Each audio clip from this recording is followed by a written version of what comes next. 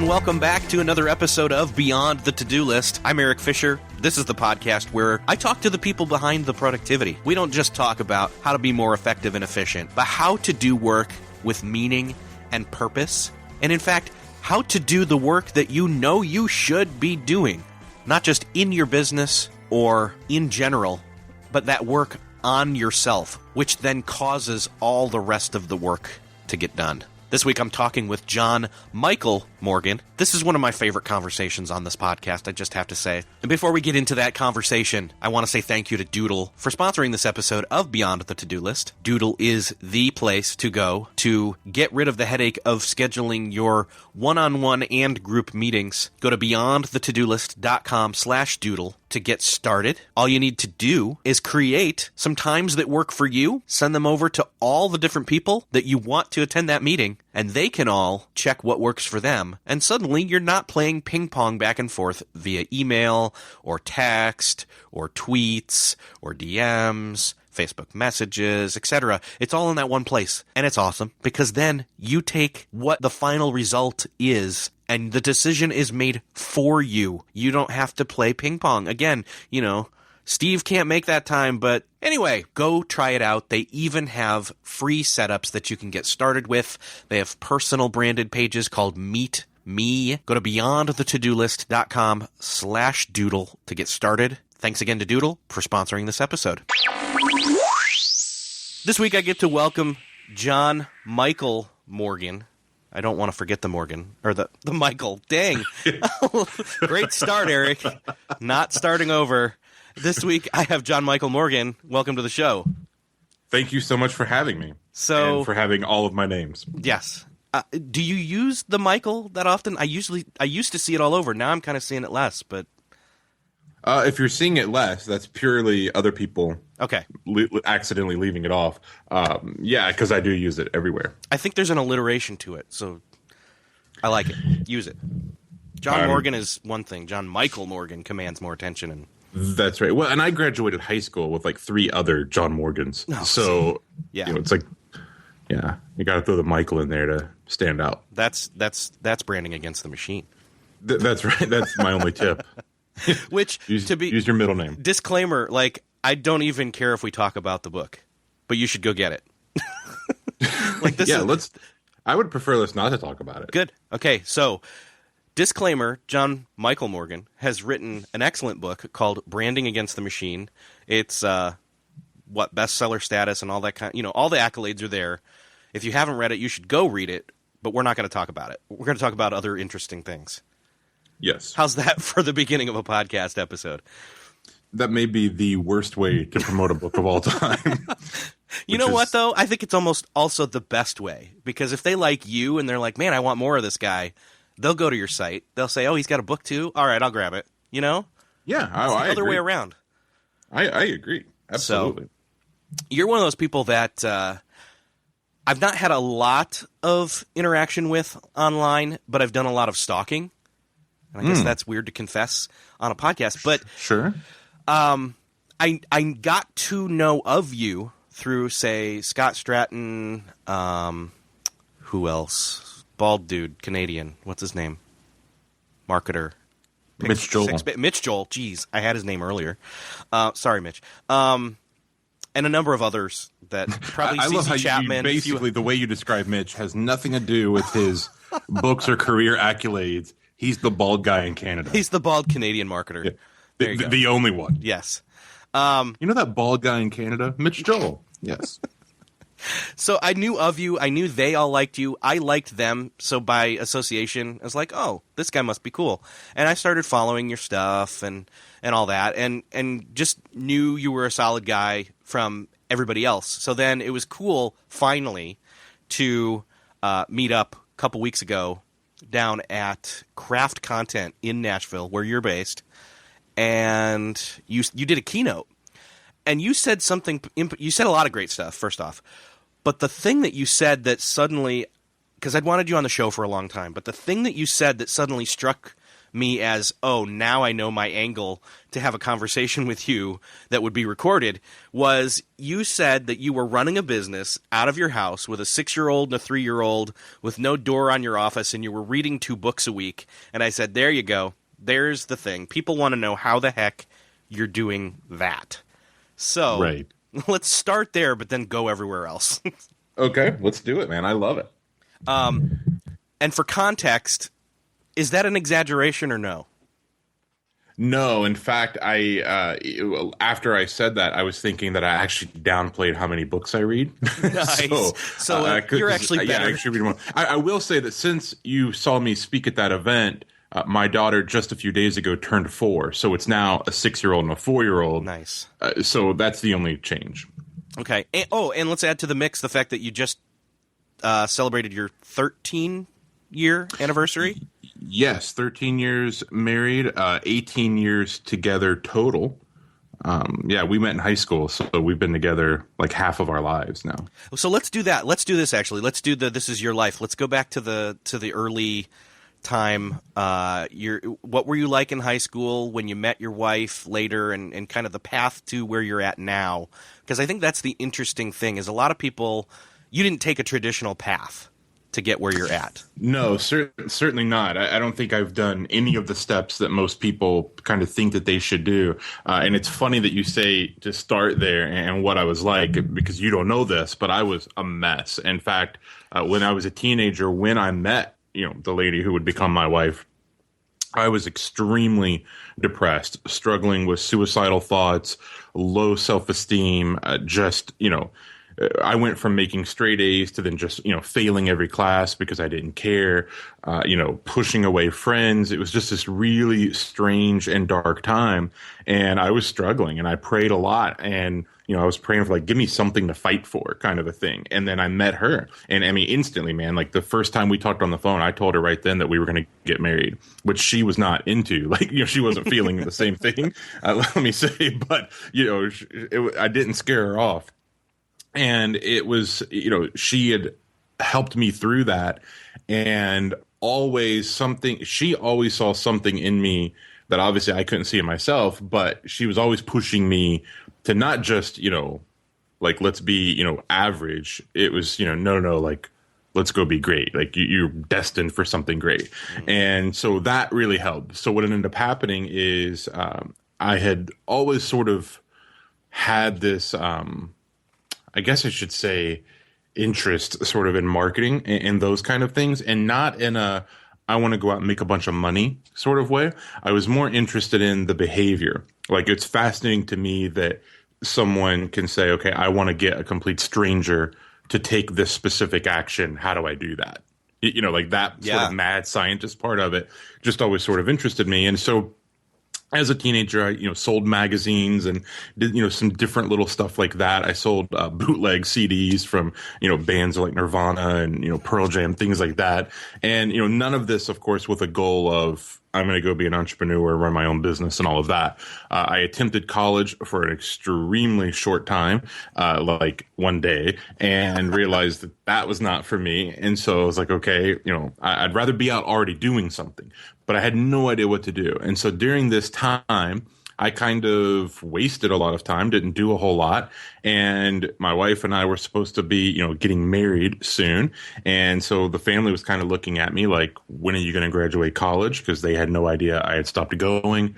And it was like, I got to find something to do. And then my wife said, hey, why don't you, try to sell real estate? You like people, you're good at sales. Let's, why don't you do that? And when I looked that up, I saw that, some real estate agents, wore nice suits, drove nice cars. I said, sure, let's do that. I didn't know what I was doing. So I started in that business, but this is where this was all going somewhere, I should say. It was during that time that I realized it did not matter what strategies I was implementing. If I was messed up in the head, I was going to mess up the strategies, so I started to realize I needed to work on myself more if I wanted the business to be better. But I also realized, Eric, that no one was calling me. No one cared. And so I had to figure out marketing and sales and those things. Now, fast forward a few years later, all of a sudden I'm busy and I'm, selling houses a lot. and I'm realizing I don't like to be the one doing this. I like to run it, but I don't want to be the one actually running out and having to do this. So I started to build a team around me. And so fast forward to the productive part, the last 2 years of that business, I had a team underneath me. I was generating leads, handing them off to them, training them how to convert them, and then they were going out. So last 2 years of that business, I wasn't meeting clients face to face at all. And so I did that for a long time. While I was doing that, I started doing what I'm doing now, which is, speaking and helping other entrepreneurs. Interesting. So what time frame was this? What year? The real estate thing was 2002 to 2008. And you got out right before the crash. Yeah, it looks genius, but it was all just a coincidence. I'm afraid to say. Somebody told me the other day, like, not to tell people that it was a happy accident, but it feels weird to be like, oh yeah, I knew this was coming. I got out. No, that wasn't the case at all. What had happened is I woke up one day and realized that I was making more money doing what I'm doing today than I was in the real estate business.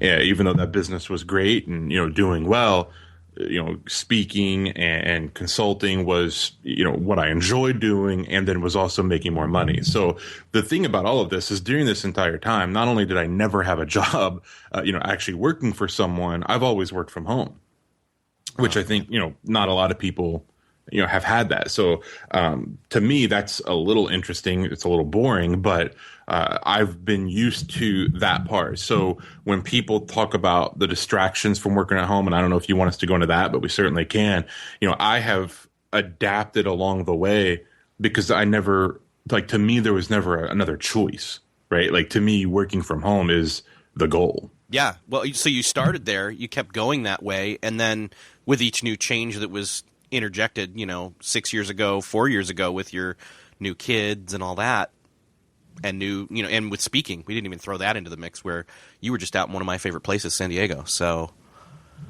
yeah, getting to travel a lot, which is fun, especially when I can bring the family with me. And in that one in San Diego, we left the kids at home, brought my wife, which is actually more awesome when the kids stay at home and we get to go. So it's a lot of fun. And you're right. So working from home, early on, the biggest challenge was getting my friends and family to understand that I'm still working, because they know that you're at home. And so, my granddad thought that he could just show up whenever and talk to me about golf. And it's like, dude, like, I'm supposed to be working. Yeah. My mom would just, randomly call, 4 or 5 times throughout the day to talk about who knows what. It's like, okay, that's great, but you're not calling my brother because he's at work. I'm actually at work as well. So trying to, sort of train and get them to understand that part. It was like, John works from home. He's not doing anything. He's always available. Was it just a time thing? How'd you train them? I put a note on the door. That was one thing, a huge do not disturb, kind of thing. And then also it was just telling them, and just explaining to them. Yeah. One of the things that sort of helped me with that is I do a lot of consulting. So I'm doing what you and I are doing right now, basically all day long. I'm just talking to people. And so I was able to explain to them, listen, when you come by or when you call, I may be on the phone, and that person's paying me to be on the phone with me. So I can't put them on hold to go talk to you.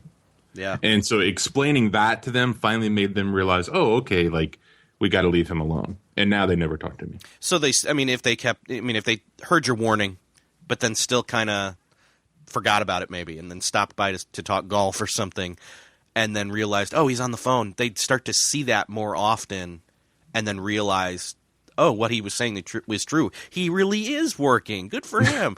Right. And, and it took a little bit of, being very disciplined on this, of knowing someone's at my door and I'm not answering.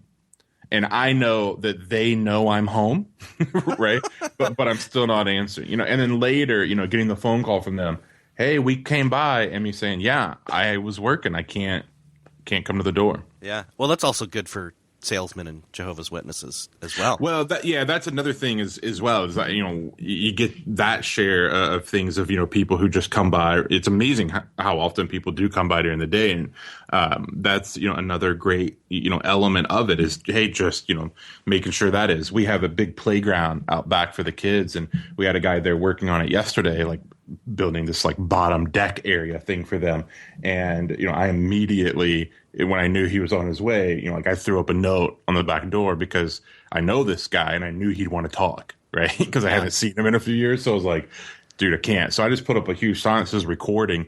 He has no idea what I do for a living. So I just figured the word recording sounds scary enough, like don't knock. Yeah.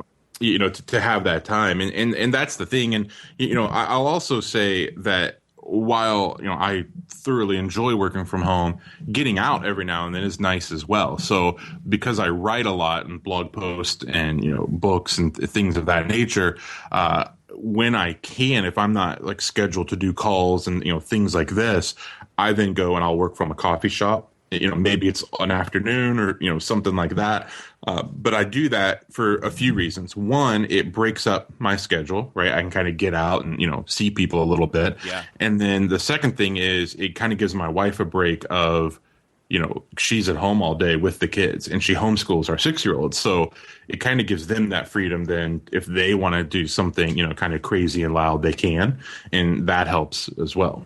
Yeah, my wife says the same thing. She's like, all right, it's good to know that, you've scheduled this time where you're out of the house late afternoon after the kids and her are back home, and I've been home all day working, and then I leave and go do work elsewhere, and then she doesn't have that load, that burden of, I've got to keep the kids quiet at the hardest time of the day to keep them quiet, Right. And I'll say I'm pretty I like a flexible schedule, but I also chunk my task together. So let's say that on Thursdays I do, some client calls. I try to do that all day Thursday. Right, just back to back to back. And that means that on Wednesday and Monday and Tuesday I may not have any, which means on those days the kids kind of know, yeah, we can come in and, talk to daddy if we need to or, that kind of stuff. And then they know, okay, like my kids are sort of trained to know that if, mom or I say daddy's going to be on the phone, they know what that means. Yeah. And they know not to bother. And we've sort of developed this kind of rule that was a happy accident that if daddy's got earphones in, then he's on a call. Which isn't always true, but that's kind of their sign, right? Because like you said before, I don't have an office on my door, and the other thing you mean a door on your office? Oh yeah, sorry, don't have a door on my office. That was a weird mental picture. Yeah. But anyway, yeah, we have a very strange office. I work on a door, so no door, and where my desk sits, my back is facing the door, so. Or the opening, I guess I should say. So the kids can kind of come up behind me without me knowing.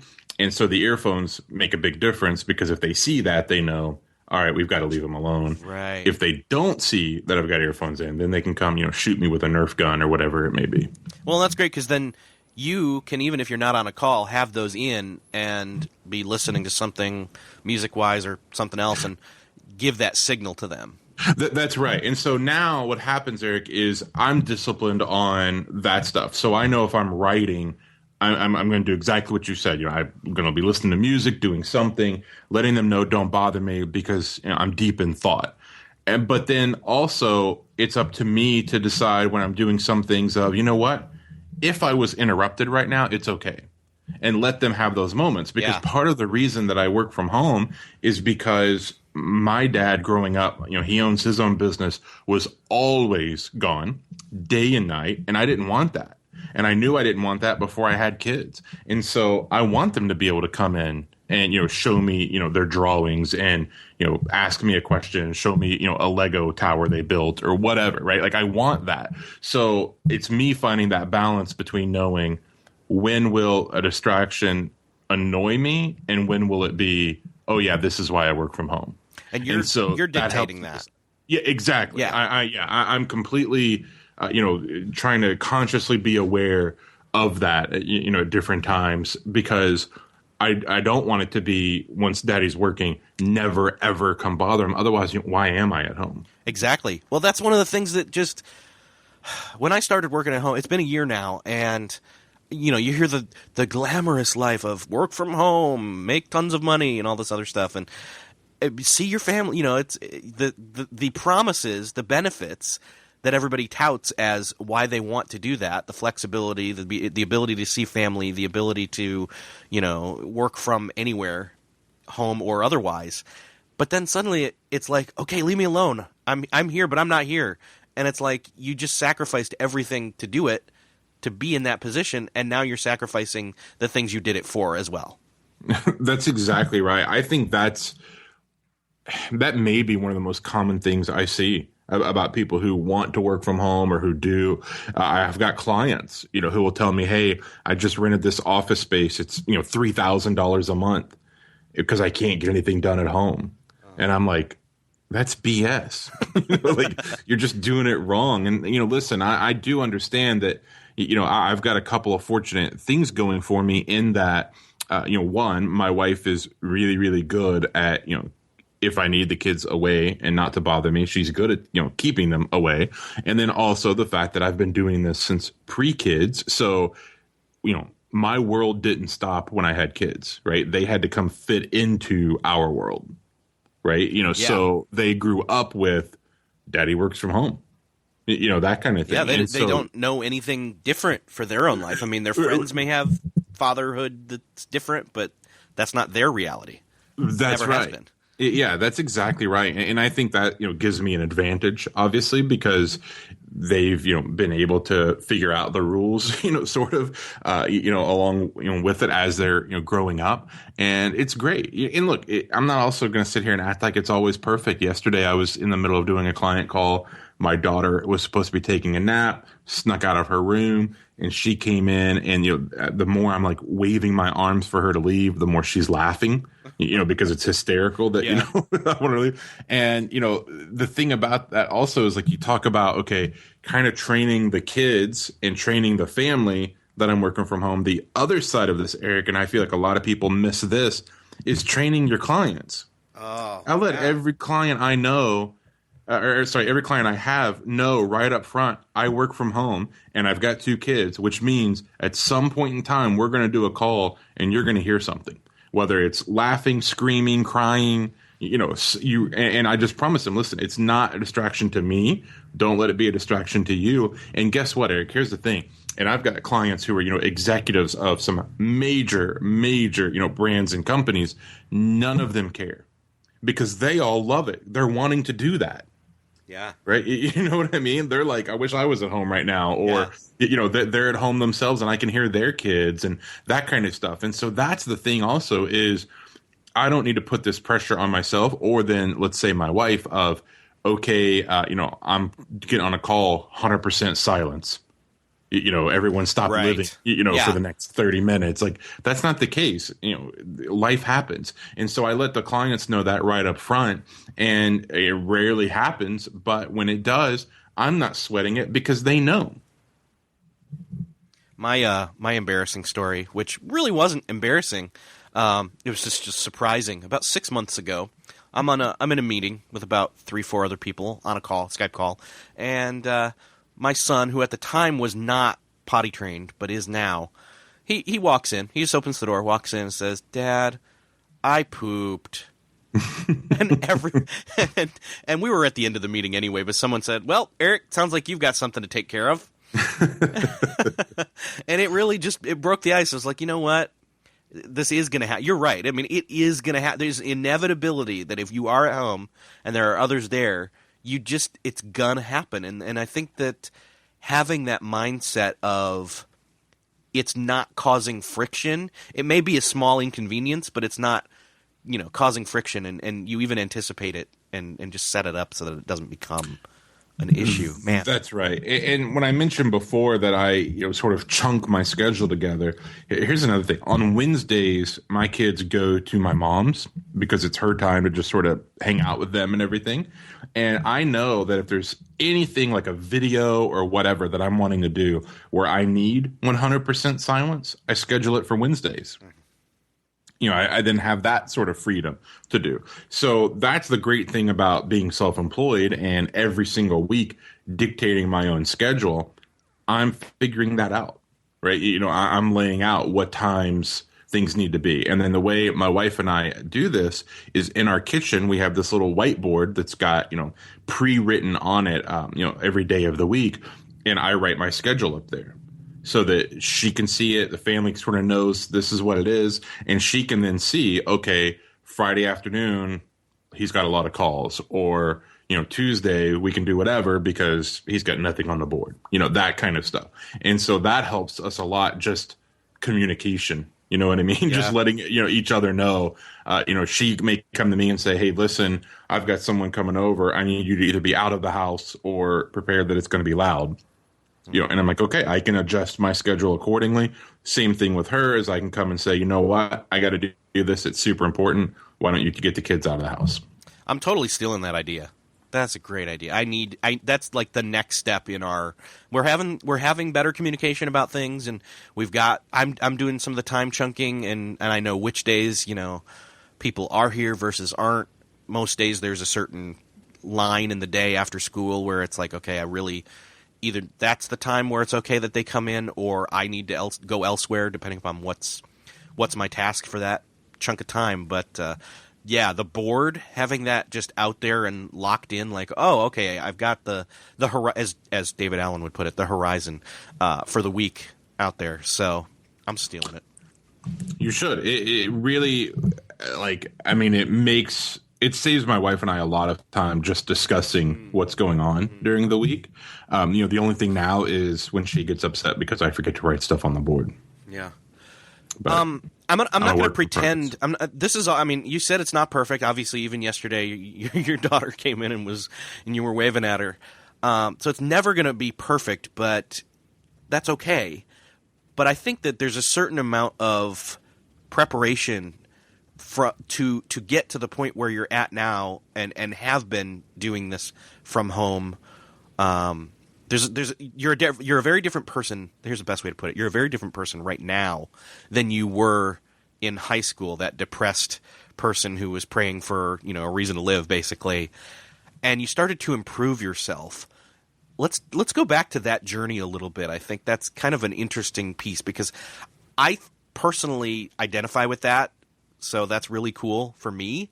But I think a lot of the people listening right now, they wonder how'd you get from, other than just, winning over your wife and her seeing something in you, how did you get to the point where you knew you could do that? You know what I mean? Like confidence-wise and reading all the books and everything. That's a great question. So first, let me start by saying, for everyone listening to this who may be, you're like yourself, you said you relate to that. I don't want to at all make it seem like I'm not today struggling with self-doubt and those kind of things. I do. I either wake up and feel like I'm the best in the world at what I do, and I know that, or I wake up and want to sit in the corner and cry and wonder, why am I even doing this, right? Like there's, we all have that at every level. But let me also just say, like, you'd be amazed at how many people I coach who, are very publicly like super confident, and then they get on the phone with me and it's, tears and all of that. So, even now it's something I work on. It's something I have to work on because for whatever reason, my default setting is not to just wake up and be super happy. It's just not. And so I have to kind of do some things to get there, right? So going back to the time period you're talking about, it was funny because I was asking, for Christmas, for Tony Robbins' Personal Power cassette tapes. And my parents were like, "You're so weird. This is not normal," and which it was obviously not normal, but it was reading stuff like Think and Grow Rich and Tony Robbins material and just that kind of stuff. All that did, it gave me some how to, but I wasn't actually implementing it. But what had happened is it was giving me hope. It was giving me this like, oh, one day this is going to be great. And one day I'm going to be this and I'm going to be that. And, it's going to be wonderful. Even though I had no idea how I would get there or exactly what it would look like, it started to build in hope. And another thing that became very, very critical for me, Eric, was it's really, really hard, first of all, just being someone with depression is very lonely, but then also if you're an entrepreneur, that's kind of lonely. And one of the things that I realized was my environment, my social circle of friends were not ones that were really helping me along the way in terms of what I was struggling with. And they weren't naturally uplifting and, those kind of things. And so I had to make this hard decision of, I got to cut some people out of my life. And that scared me because that meant being more alone, which, is not a good thing. But it also had to happen if I was ever going to allow space for someone positive to come into my life. And so that it was, and that's something I'm still very, very cautious about today. I'm a big believer that, the people that we're talking to regularly, the people we're following online, by the way, all of that's having an impact on us, whether we realize it or not. And so, sometimes if I'm like, I feel really down this week, I'll take a look back at, the kind of conversations and stuff I had. And a lot of times I can see why, no wonder, I feel like crap because I, read people's political thoughts on Facebook and, the world's ending and, all that, right? Like it doesn't take much, for those, sort of triggers to happen. Right.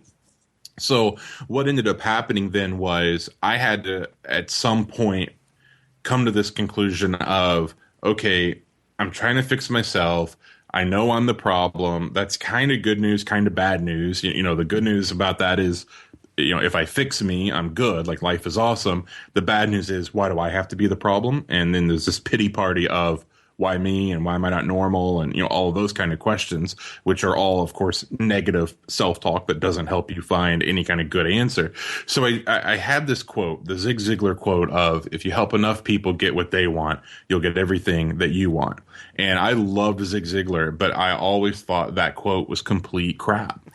I thought, there's no, that makes no sense. And I was sitting there saying it's BS because I'm spending years trying to help people and I'm still not hitting my goals and I'm still not becoming who I want to be. And I don't even know who I want to be. And, Zig Ziglar was great, but he was wrong on that. I just continued to have that. And then one of the things that happened, Eric, is I was at a hotel in Chicago about to go on to speak to a very large audience. And I was nervous and I was overcome with self-doubt. And as I'm sitting there and I'm sort of praying through that, I started thinking, if this helps just one person, it's worth it. If everyone else hates me, but one person says, dude, that's exactly what I needed to hear today. Thank you. I would truly feel fulfilled by that. And what happened, Eric, is as I started thinking about the audience, I wasn't nervous anymore because I'm not thinking about whether or not I'm going to fall off stage or say something stupid. I'm thinking about them. And the moment that clicked of it's not about me, it's about them, all of a sudden I understood the Zig Ziglar quote. All of a sudden I was able to sort of apply this to everything I do and realize, you know what? Yes, I need to work on myself and yes, I need to get better. But whenever I'm sitting there beating up on myself, that's a sign of I'm being selfish because it's not about me. How often do we, think, oh, I can't tweet this because what if no one likes it? Or what if no one likes this blog post or whatever? What if someone does? You know what I mean? What if someone listens to your podcast and says, I'm changing something. I'm changing my life. Now my family's better, a better dad, better wife, better mom, better sister, better brother, whatever, right? There's all and you may never know that, but you have to trust that that's possibly happening. And so then it's not about, do I sound dumb on the podcast? Do I, am I a bad writer? Or what if, I don't sell this many books or, whatever someone's going through, stop that kind of thought process because you're not going to come up with a good answer for one thing. Right. And the second thing is it's just a sign of you're putting way too much focus on yourself. Let me stop for a minute because I have no idea if any of that made sense. No, totally. I mean, I'm following right along. My thought is then somebody who is a marketer and a coach and says, well, my quote, who believes the lie, let me put it this way. Someone believes the lie as a marketer or a coach that, well, people don't know who I am or they don't know of my stuff or they didn't like my stuff. That means I have no worth. And that's just a lie. Mm-hmm. So. Yeah. Yeah. Well, because here's the thing is we're the worst judges of ourselves possible. And so we shouldn't even try, right? It's amazing how much we get mad at someone on the outside who critiques us, and we call them a hater, and we want to, talk about all the ways to overcome that. And we don't realize that we are a hater of ourselves. Well, we're a critic of ourselves. Yeah, the worst hater about ourselves is ourselves. That's right. That's always going to be true. Yeah, and yet we never allow that to bother ourselves, right? If someone else says, Eric, I don't like your podcast, you get defensive. Maybe your feelings get hurt, but you're like, screw them. This many people like it, whatever. But if you said to yourself, oh, that wasn't good, you're not going to fight yourself and say, that's ridiculous. You're going to say, oh, I know. And you're going to start looking for every reason to confirm that, right? Yeah. And that's exactly where we're our own worst enemy. And that's the thing that we have to think of. If we're a marketer, if we're a coach, if we're, doing this kind of stuff, listen, if you're doing it and you've got, I'm not trying to get religious on people, but I will say this, God or whatever, type of whatever that you believe in did not give you ambition and then not going to show you the skill set to do it, right? Because that's a mean trick, right? Here, want this really bad your entire life, but I'm never going to show you how to achieve it. Like, that's not the case. And so if you're wanting to coach people because you've got this heart to help people and this heart to serve, then that's what it's about. And work on that. Work on your craft. Eric, I can't tell you, you probably know this as well as anyone because of all the people that you talk to and interview. There are so many coaches or gurus out there who've never once stopped and learned, how do I actually speak to people? Meaning, okay, I've got some ideas I can coach them on, but how do I communicate that in a way that they understand it? They never do that. Yeah. I've been coaching people since 2002. And from 2002 to 2005, that's all I worked on. Was, okay, if I tell them to implement this strategy this way, do they do it? Or do I need to reword it this way? Testing those kind of things. Instead, everyone just thinks, I know marketing, I'll be a marketing coach. Okay, fine. That's, well and good. But do you know how to communicate your expertise? Because that's part of being a good coach. No one ever asked that question, which is maybe for a different podcast and a whole different rant. That's a whole other. I think I was talking. I was talking to somebody recently, and there was this whole thing about that whole quote: "Those that can't do teach, but don't tell that to a teacher." Right. And that's the thing. Also, is okay. Let's follow this along. And if you're listening to this and you're not a coach, just plug in the word coach for whatever it is you do. You get a lot of people out there who just are professional students. They read all the books, they read all the blog posts, they listen to all the podcasts, and over time they say, I know more than most people, let me go and be a coach. Well, that's fine to an extent, but what's going to make you different? So, I have that, when people come up to me and they say, okay, what makes you different? Well, what makes me different is that I won't teach it unless I've tried it myself. And that has cost me hundreds of thousands of dollars. It has cost me embarrassment. It has cost me a lot of stuff. But I will only teach what I have tested and proven myself. And so that becomes one of the ways, say, that I'm different.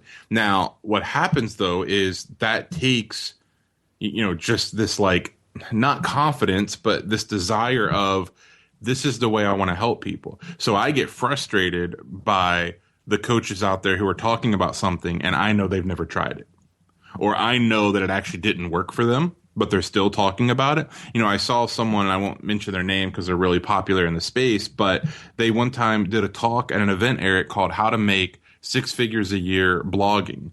And they did this talk, and the whole time they had a 9-to-5 day job. They weren't making 6 figures a year blogging. Jeez. And I'm just like, why are you doing that talk? What is in your mind that makes you think that's okay, right? So I think that's another part of it is we can be confident in our work when we have confidence in the fact of we believe in what we're putting out there. And a lot of people don't. And so on the marketing side, let me also just say that if you don't 100% believe in the book you've written, you're not going to market it the same way. Subconsciously, you will trip yourself up and sabotage yourself along the way. If you create a course or a product or a service, whatever it may be, if there's any part of your mind that feels like it's not 100% incredible, you're going to sabotage the way you sell it every single time.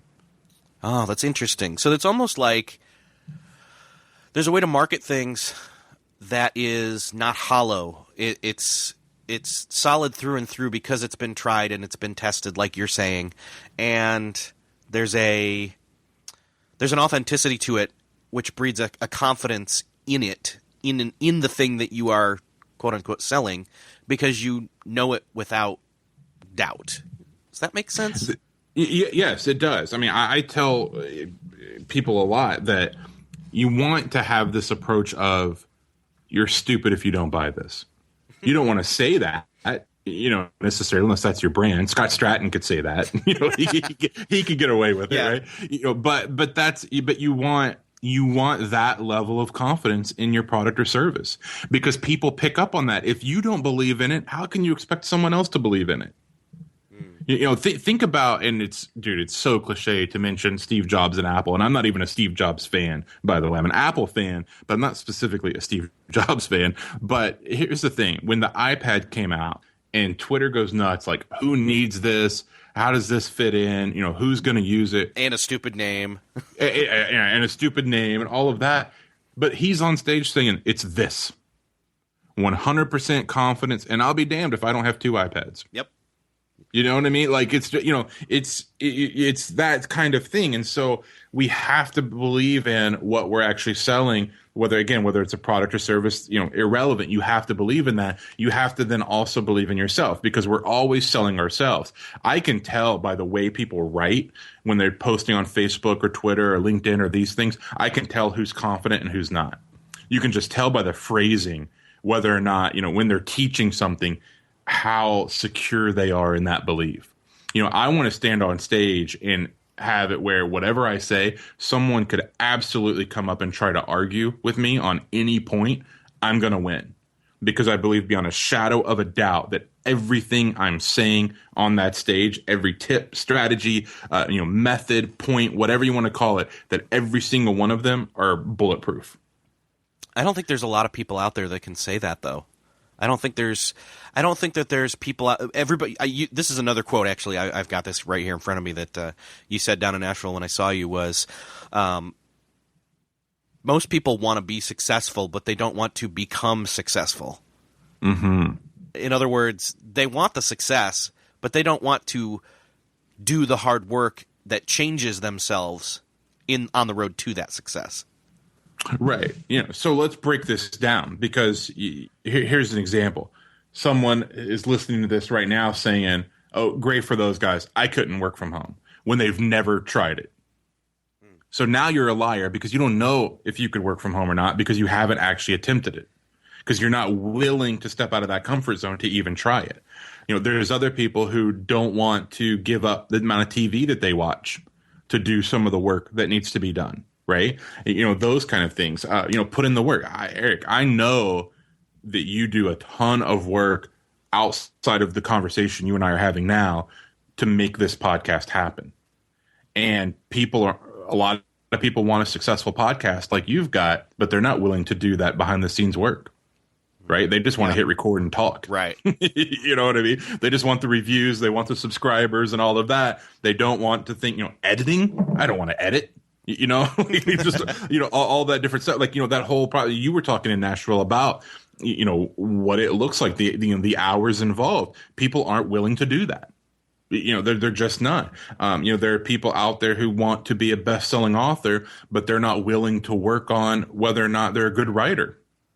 Yeah. And that kind of stuff. They're not willing to put themselves out there to market it. That's another big thing. Listen, people, every one of us are salesmen.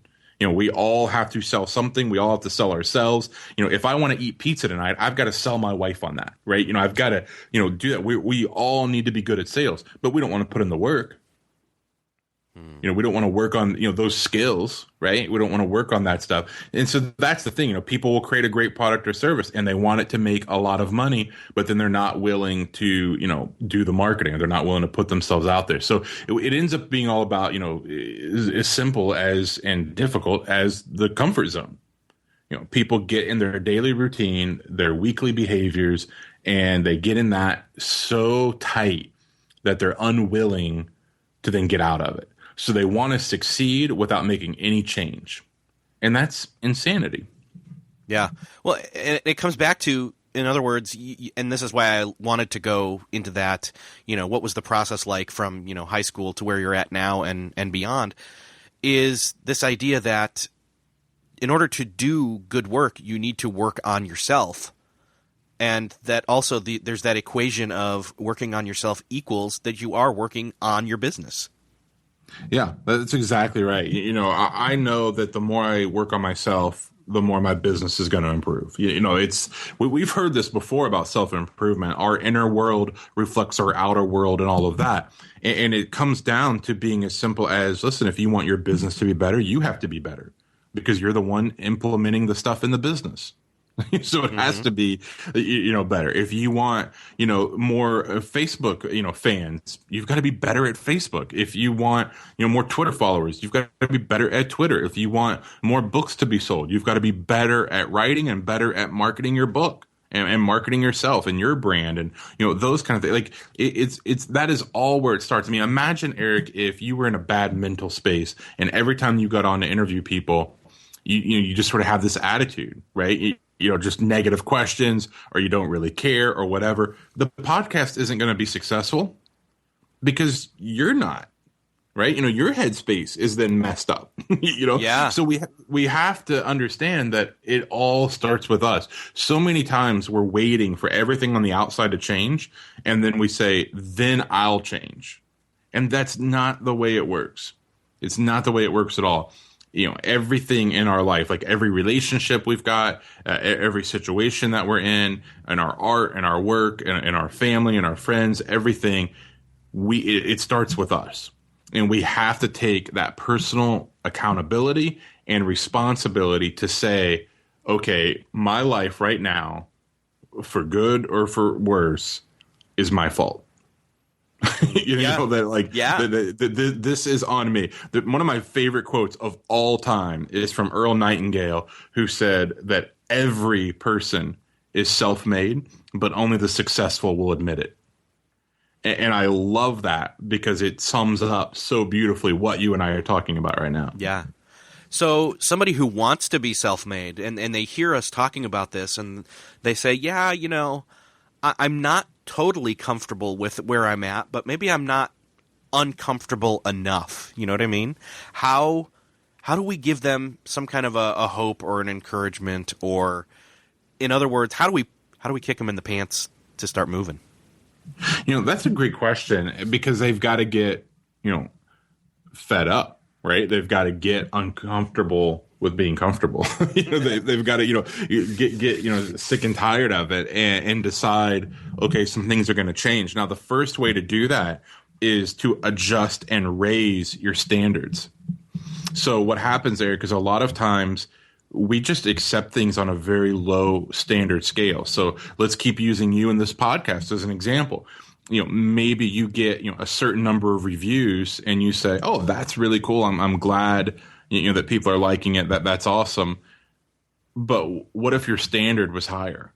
What if, 3 reviews this week wasn't acceptable? What if it needed to be 5?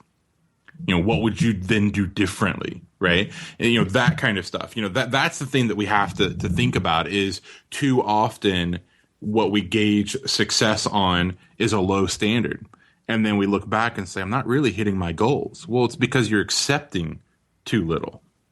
Yeah. Those kind of things. I know people who say, the classic, I want to make $100,000 a year. Like that's, the big goal that a lot of people have. Okay, wonderful, fantastic goal and nothing wrong with that. But then they turn around and they'll be, hey, I just got this project and it's an easy project and they're paying me, $300. Isn't that cool? Not if you're wanting to make $100,000 a year. Right. Well, why is that acceptable? Right. So that's the first place to start is, okay, we have to look at just what we're accepting in our life and change those standards and raise that. And again, if you're in business, and your social media, let's say, for example, is, something that you do a lot of, what's your standard there? Like, how are you gauging those results? And how do you need to, raise that and improve that and, those kind of things? Because I think that that's one of those areas that I love social media to death, but it's the easiest rut to get into, especially with like low standards. Right. where it's like, oh, that got a couple retweets. Awesome. Is it? Maybe, maybe not. And that's what you have to actually stop and decide. Okay, wait a minute. What is going to be acceptable to me moving forward? So to your point, for someone who's like, okay, I've been comfortable for far too long. Where do I start? How do I get out of that comfort zone? You've got to raise your standards, because the truth is we are all happy with where we are in life. I mean, if we weren't, we would do something about it. Right? We're happy with the home, the car, all of those things, because unless you have already been fed up enough that you're making those changes, you're listening to this right now. Yeah, you're content with it. You say you're not. You say, I want to drive a Ferrari, not a Honda Civic. But if you're not working hard and doing the things that it takes to drive the Ferrari, then yeah, you know what? Your standards are set at the Honda Civic. So in other words, you're okay with it enough to not make the changes to get that thing or change this situation. That's right. Yeah. And that's what comes back to the quote you shared that I said at the event. Everyone wants success, but few are willing to become successful. Everyone wants the big house and the nice cars and a boat or vacations or to work from home, work from Starbucks. Everyone wants that. But yet they then turn around and they're accepting of the results that they're getting. And that's where it has to change. If you want to make $10,000 a month and you make $7,000, you can't be happy with $7,000. It still has to piss you off a little bit. And I don't care if you've never made more than $5,000 a month your entire life. And if your goal is 10, you can't celebrate 7. You're on your way. That's good. Yeah. Everything's a progress, but you can't then relax and say, I just made $2,000 more this month than I've ever made. Right? Because that thought process isn't going to get you to 10, which was the goal. Yeah. What about somebody who they're moving the needle? Their needle is moving towards, okay, I'm more and more uncomfortable, but they just can't get past the excuses or the lack of motivation. Well, that's a mindset issue. Right. So if they're doing the physical things that need to be done, they're putting in the work, they're putting in the effort, they're developing the right habits and behavior, then, they're still coming up with excuses and procrastinating, then ultimately there's a few things that could be going on internally, which is they're either afraid of being successful. They may not think they deserve success. Or it could be just something altogether sort of screwed up. So to break those down really quickly, I had this for years. I was struggling. And the reason was I was afraid of being successful. And what happened, Eric, I mentioned my dad before, because my dad was successful, but never home and missed out on my brother and I growing up. I equated success to that. That if I become successful, I'm not going to be a good husband. If I become successful, I'm not going to be there for my kids. That was my definition, right? That was my viewpoint. I didn't realize that for a long time, unfortunately. But when I did, I was able to make those changes. Another part is people think, that they don't deserve success. You drive down, any, metropolitan, city area and you see homeless people and you think, oh my goodness, these poor people are struggling so much. And then, you're thinking, gosh, I'm making this money and I'm, got freedom and all that. And you think, how is that fair? Right. And so all of a sudden you think that you don't deserve it, or how dare you want that, when someone else has less or whatever. Well, here's the thing that you have to understand. You making money doesn't take money away from someone else. You know what I mean? Like, yeah. I'm never going to be on a podcast and say, hey guys, I used to make a lot of money. I don't anymore because Eric started making money. Right. That's also very much everybody's view of like competition in general in this space too. Yeah. You're exactly right, and it's like what are you thinking there, right? God's not going to give you something that was meant for someone else. You're not gonna you growing and taking care of you and your family does not hurt another person out there. It puts you in a position to actually make real change, to actually be able to help people in other ways. That's the thing. I know there's some quotes out there about, the worst thing that you can do, for poor people is to be one of them. or something to that effect. Right. Yeah. And I get what they're sort of saying with that. But that's the thing, is a lot of times we just think that we don't deserve success. Man, it's a weird feeling when you start making more money than your parents did. That's a weird thing, because it's like, wait a minute, what? Or then a sibling, or just other people in your family, or what, your friends, or, those, like, there's this weird thing. I mean, there have been times, Eric, where, a friend of mine's called and been like, hey, how are things going? And I'm like, oh man, it's horrible. I lost this deal and that deal, really struggling right now. And my wife's looking at me like, what the heck are you talking about? But it's because I knew he was struggling and I didn't want to rub it in that I wasn't. So I'm lying about my success to this guy to try to protect his feelings. But that's messing me up. Yeah.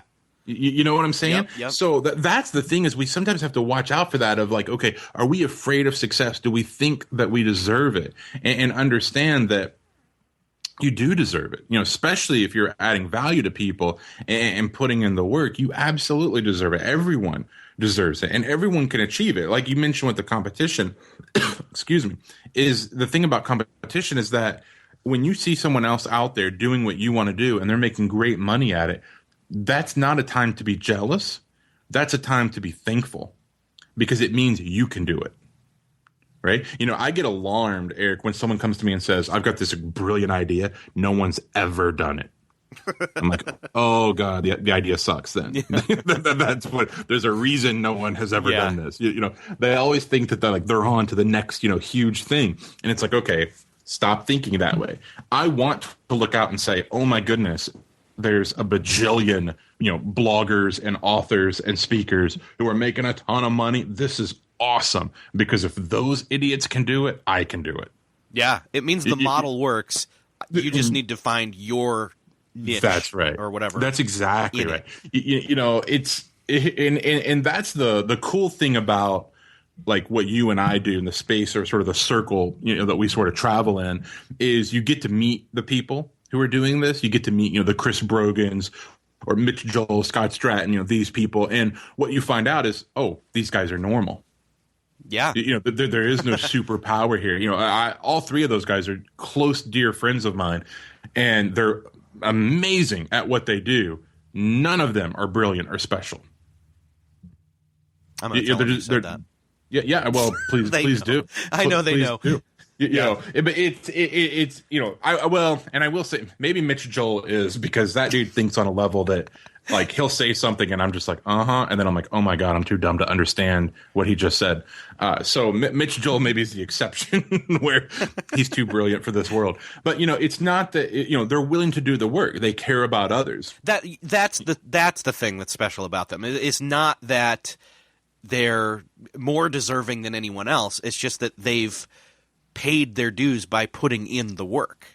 That's right. And let me also just say, they continue to. Right. Yes. I talked to Scott earlier this week, and he's talking about he does so much public speaking, and he's talking about his presentation, and he's going through like some slides he's taken out, new stuff he's added in, different story. Like, he is tweaking and working on it, even though it's still working.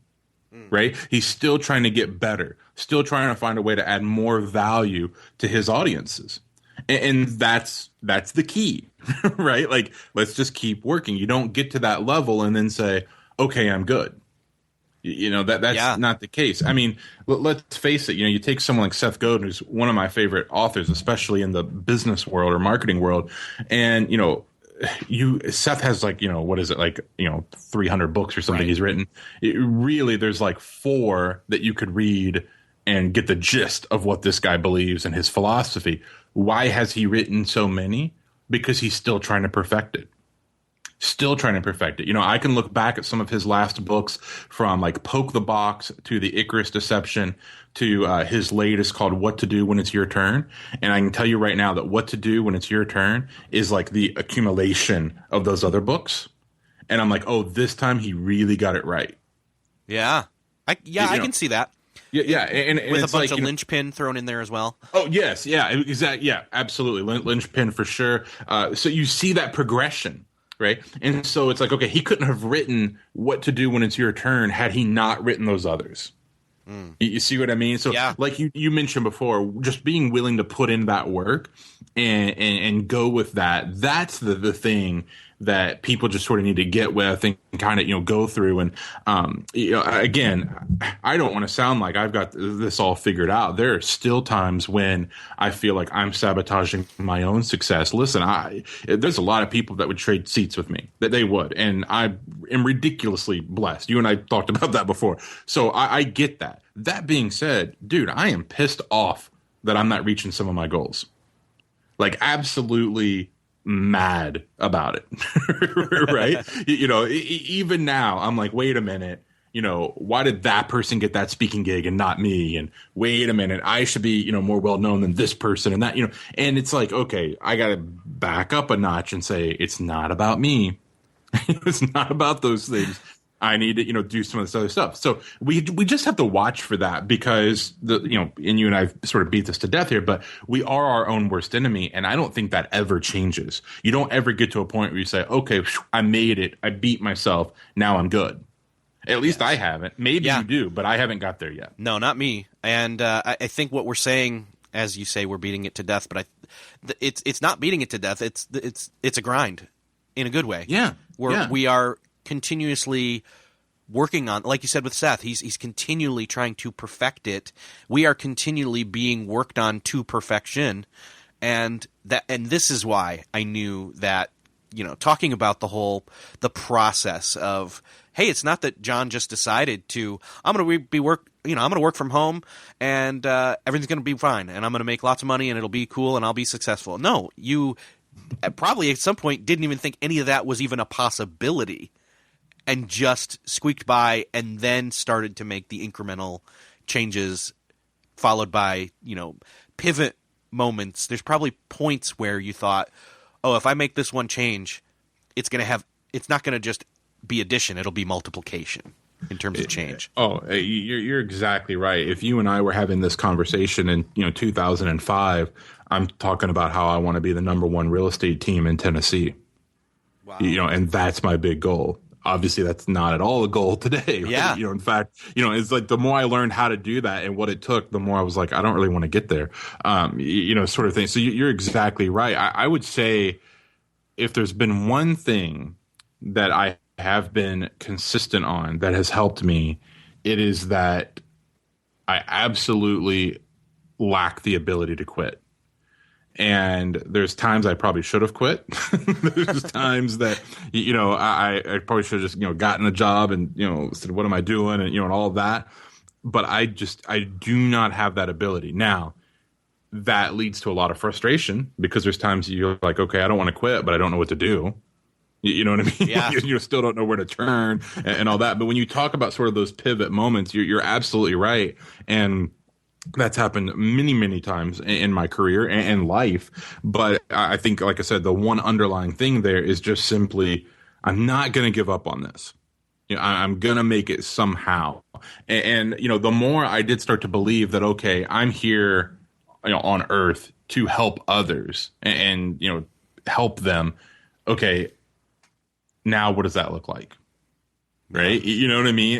And then it's been hard to figure out what that looks like. But just having the peace of mind of knowing I really do like to help others, that's been cool.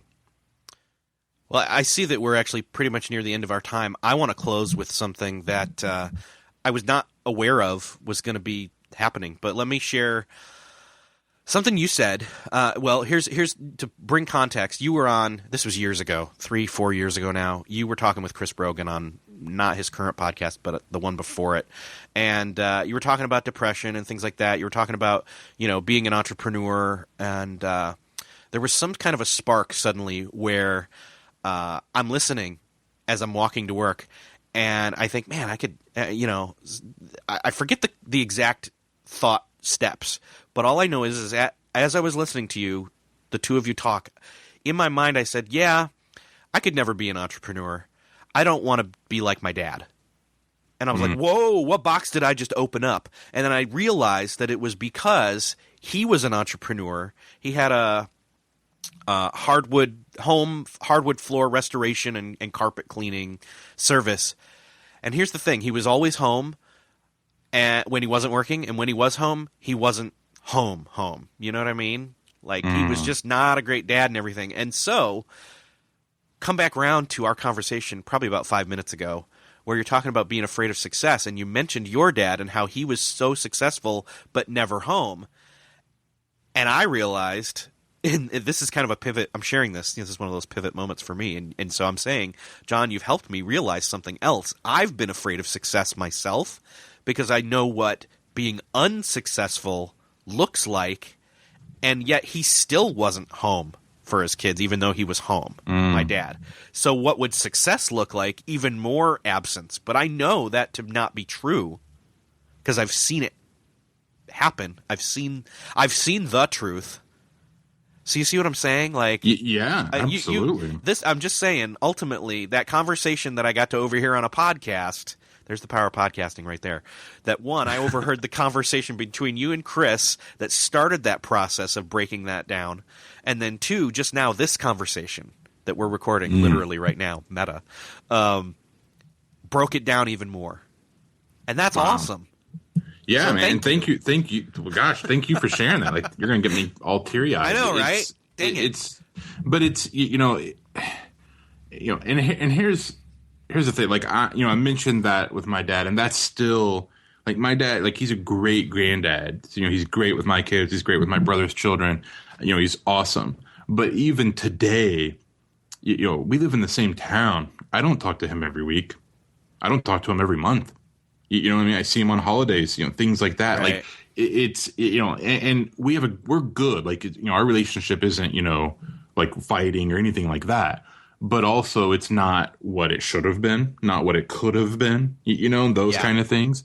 And I'll tell you, man, I had a really emotional moment. My son, goes to this sort of like Mom's Day Out kind of homeschool program once a week. And they had him, fill out these little questionnaires. And he, what do you want to do when you grow up? And he wrote, work on the computer like daddy. And all I could think is, when I was a kid, never once did I dream of, I want to do what my dad does.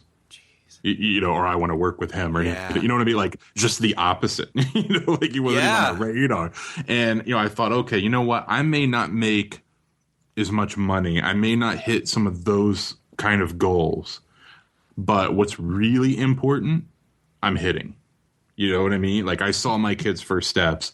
They, aren't afraid of me. They love hanging out with me. Like, what's truly I'm trying to achieve in life. It's like, oh, okay, it may take me longer to hit my, ultimate financial goal, but if in the meantime it means that my kids know who I am, I'm cool with waiting. Amen. It's a great place to land. Let's stop there.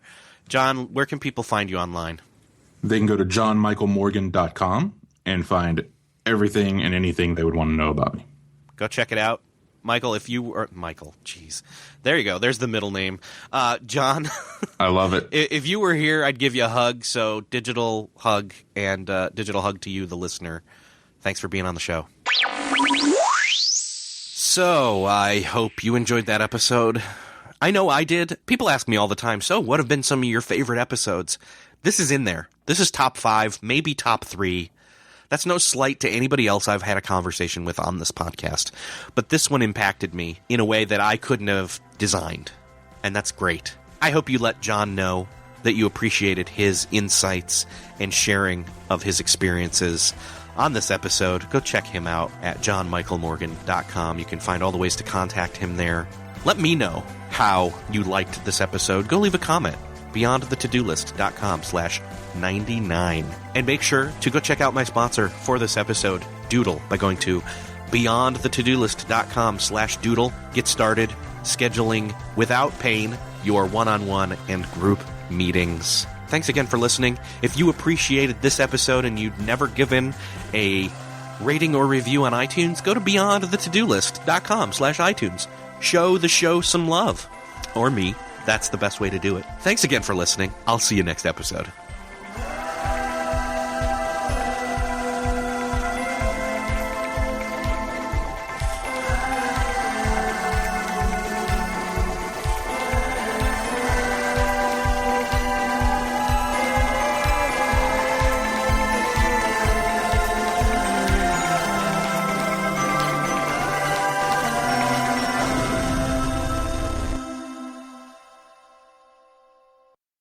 Beyond the To-Do List is a proud member of the Noodle.mx Network. Find more of our award-winning and award-nominated podcasts to make you think, laugh, and succeed at Noodle.mx. Learn how to podcast. Theorize over the TV shows Once Upon a Time in Wonderland, and Under the Dome. Laugh with our clean comedy, delve into science fiction and philosophy, learn critical thinking from movie reviews, and more at Noodle.mx.